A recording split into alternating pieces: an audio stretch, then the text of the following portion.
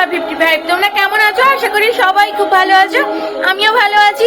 আর আজকে তোমাদের পার্ট 2 তে দেখাবো যে আমাদের গ্রামে ঠাকুর আসার পর ঘটোত্তোলন থেকে শুরু করে ঘট নিয়ে আসা, মহানামের শুরু, রাত্রিবেলা সন্ধ্যারতি পর্যন্ত এই ব্লগটা থাকবে। তো সঙ্গে থাকো আর দেখতে থাকো। এখন যাচ্ছি একটু হেলথ সেন্টার থেকে, আমাদের এখানটা থেকে চেক আপ করার জন্য প্রতিটা গ্রামের লোককে ডাকছে মাইকে, তো সেখানেই আমরা যাচ্ছি আমি আর মনা।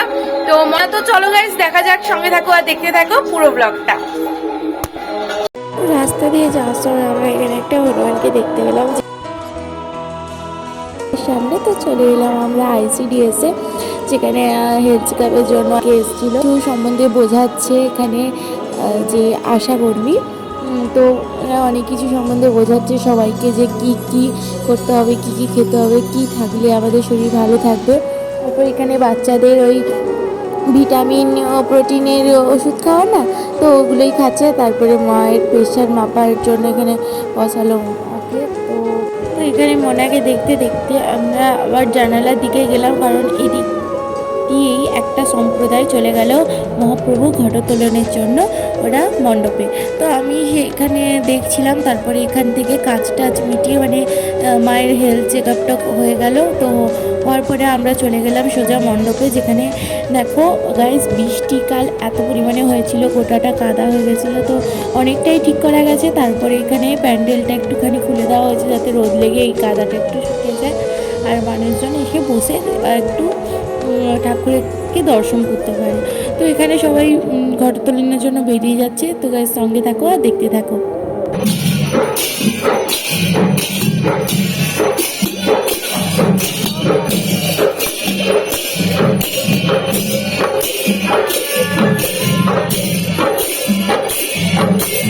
সম্প্রদায় আলাদা আলাদা থাকে, সম্প্রদায়টা বলা হচ্ছে সেটা আলাদা আলাদা সম্প্রদায় থাকে।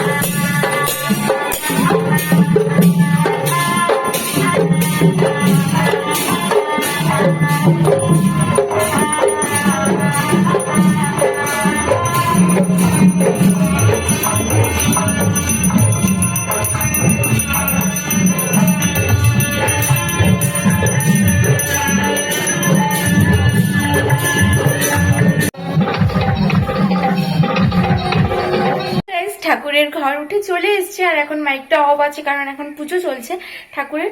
তো গাইস আমি কিন্তু যেতে পারলাম না, ঘরটা এলো।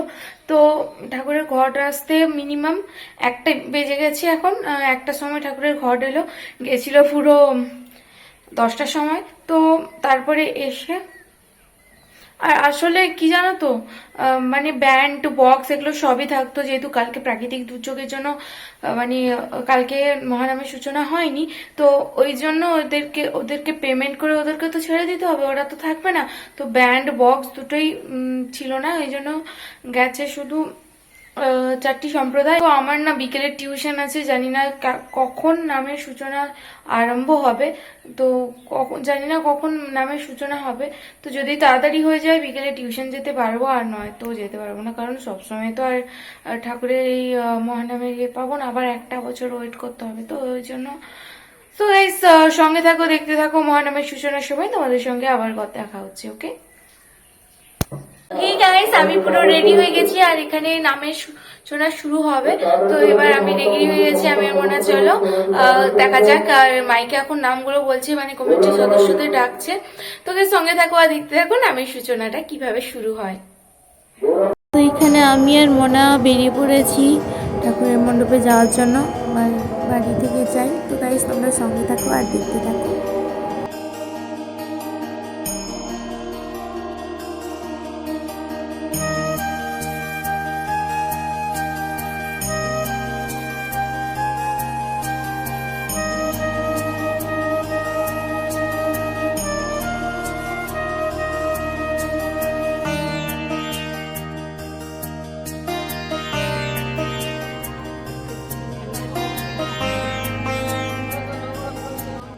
মণ্ডপে আসার পরে সমস্ত সম্প্রদায়গুলিকে একটু ঠাকুরের জল দিচ্ছে, তারপরে ঠাকুরকেও একটু সাজানো চলছে।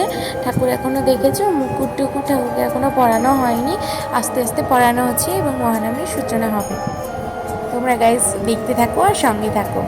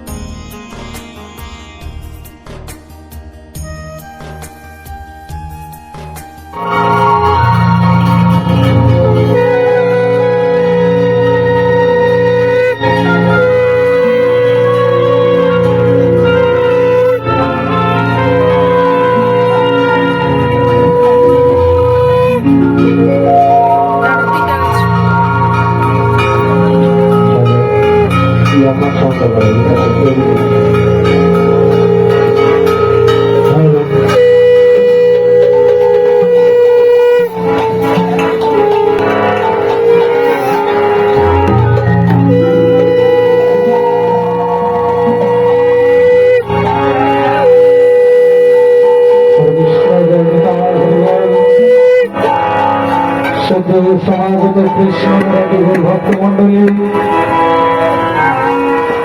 রয়েছি দক্ষিণ দিগপুর আমরা ভজন যোগ গোষ্ঠী পরিচালনায় যে মহতি হরিবাসরের আয়োজন হয়েছে, আগত হরিবাসরে চারি সম্প্রদায়ের পক্ষ থেকে সবাইকে জানাই শ্রদ্ধা ভক্তি প্রণাম। মহাপ্রভুর কাছে শুভ নামের অধিবাসের কাজ শুরু হবে। তাই কমিটি বৃন্দ, গ্রামবাসী বৃন্দ, আপনারা আসুন, সবাই অনুমতি প্রদান করুন। মায়েদেরকে বলবে সংকট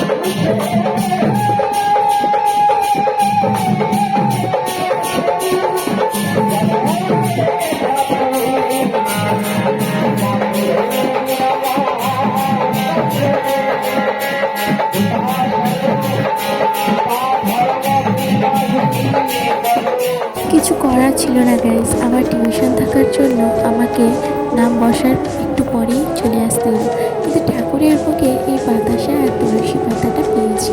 চলো গাইস, এটা পারিনি। টিউশন এসেছিলাম, টিউশন থেকে বাড়ি ফিরতে আমার অনেকটাই রাত হয়ে গেছে। আর তারপরে চলো গাইস এবার বেরানো যাক।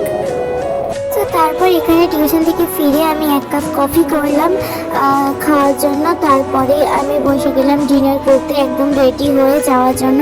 তো আজকে ডিনারে আমি কিন্তু ঘুগনি খাচ্ছি, যেটা মনা করে দিয়েছিল আমার জন্য।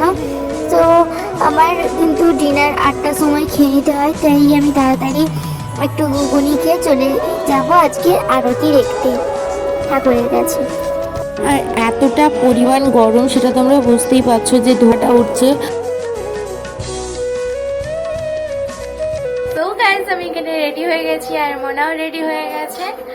আর এই জামাটা আমার দেখছো, এটা হচ্ছে সেই দিন পরেছিলাম ঠাকুর আনার দিন। তো এখন মোনাকে কেমন লাগছে সবাই বলো কমেন্ট করে। আর এই জামাটা ততটাও খারাপ লাগছে না, কারণ এতে গোলাপি পিঙ্কের একটা কাজ আছে, তো ওগুলোর জন্য এতটাও খারাপ লাগছে না। তো গাইজ সঙ্গে থাকো, দেখতে থাকো, দেখা হচ্ছে একদম সবাই রেডি হয়ে বাইরে। আর হেয়ার স্টাইল আমি একদম করে নিয়েছি। তো চলো গাইজ দেখা হচ্ছে একদম মণ্ডপে গিয়ে।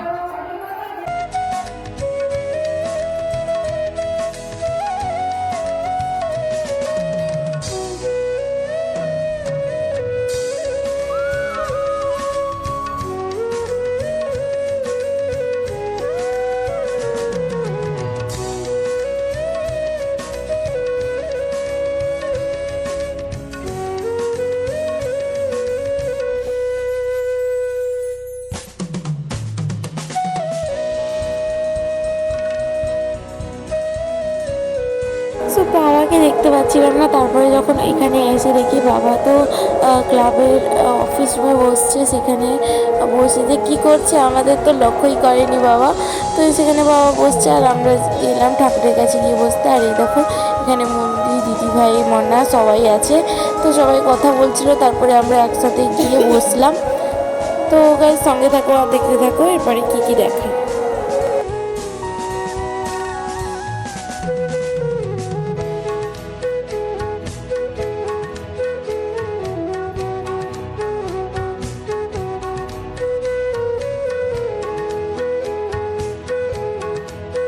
ইস কতই না ভালো হতো বলো তো, যদি ঝড় বৃষ্টিটা না হতো, তাহলে আরও একদিন এই মহানামের আরতি আরও দেখতে পারতাম। তো সবাই এখানে একসাথে বসছিলাম আর সেটাই আলোচনা করছিলাম।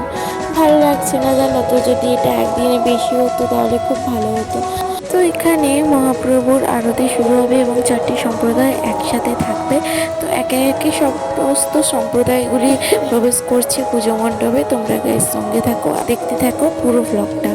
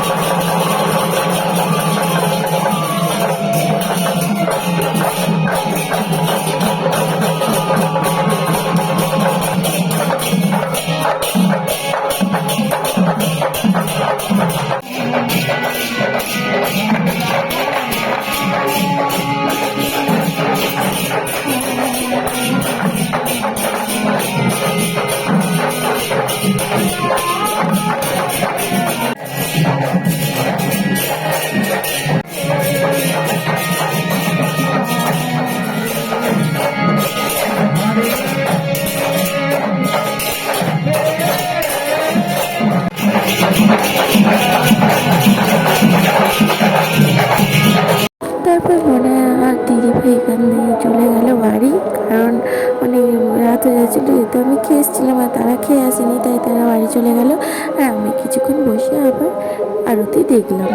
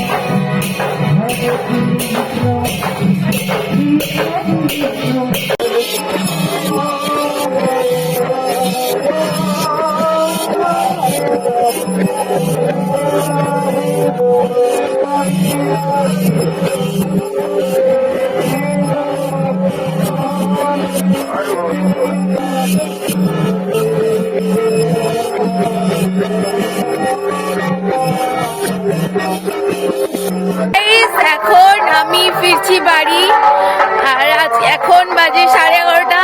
দারুণ লাগলো প্রথম দিনের আরতিটা, সন্ধ্যা আরতিটা তো তোমরা দেখতেই পেলে। সো গাইস, কালকে অঞ্জলি দিতে যাব, জানি না, কাল মা বললো যে কালই অঞ্জলি দিতে যাব।